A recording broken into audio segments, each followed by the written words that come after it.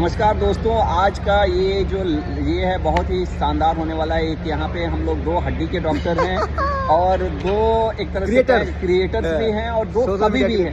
दो कवि भी हैं यहाँ पे और सबसे दोनों आयोकॉन में फैकल्टी भी हैं। ये भी तो बताइए सर। हाँ, और दोनों आदमी आयोकॉन में फैकल्टी भी हैं हम लोग।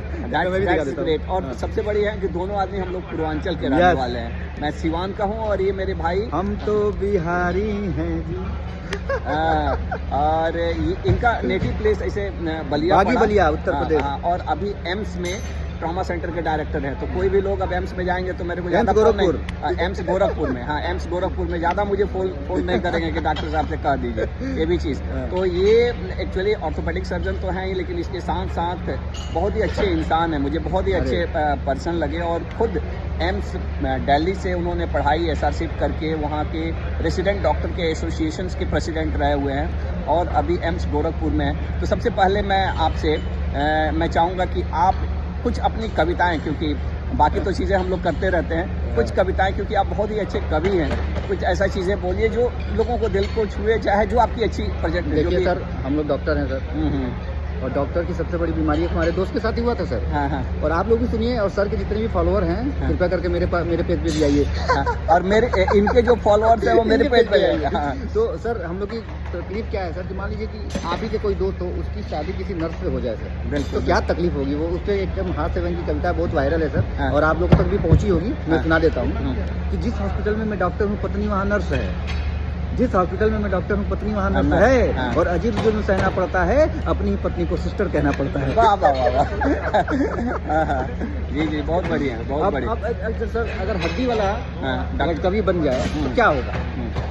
हे खुदा, काश वो तू ऐसा दिन भी ले आता, हड्डी टूटती उसकी मैं प्लास्टर कराता, प्रिस्क्रिप्शन में दवा के साथ मिलना जुलना लिख देता, इसी बहाने में मटक्का कराता।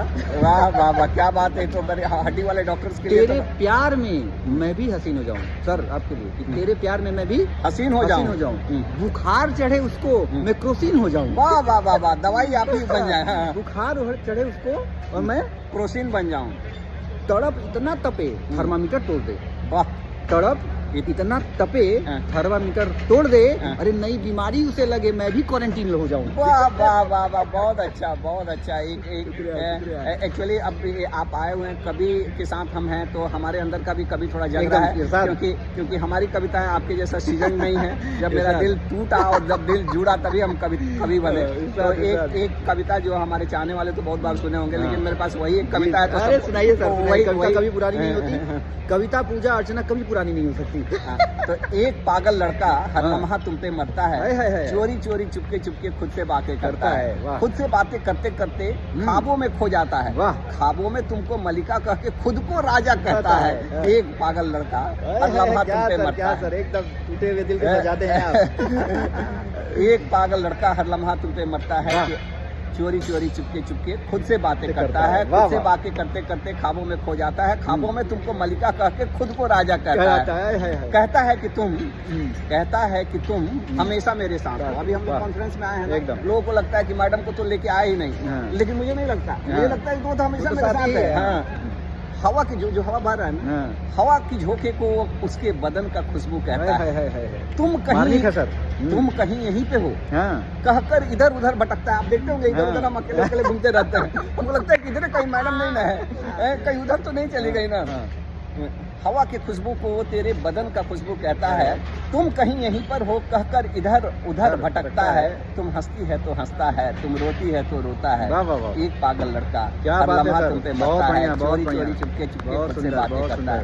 सर के इस वीडियो को शेयर कीजिए, लाइक कीजिए, और से ज्यादातर फैलाइए, क्योंकि दो ऑर्थोपेडिशियन कभी भी हो सकते हैं, ये सबको सब बताइए। चलिए, थैंक यू भाई, बहुत अच्छा लगा आपसे मिलके। और आपके अपना अनाउंस भी कर दो ना कि बहुत जल्दी आप क्या करने वाले हैं। और एक चीज और भी, हम ये मिल के ना हम लोगों ने कि सिवान में हम एक कवि सम्मेलन करने वाले हैं, और कितने लोग चाहते हैं कि ये कवि सम्मेलन हो जिसमें हम देश के जाने माने बड़े बड़े कवियों को बुलाने वाले, धुरंधर कवियों को बुलाने वाले, आप लोग देखे हैं। हाँ, वैसे लोगों को।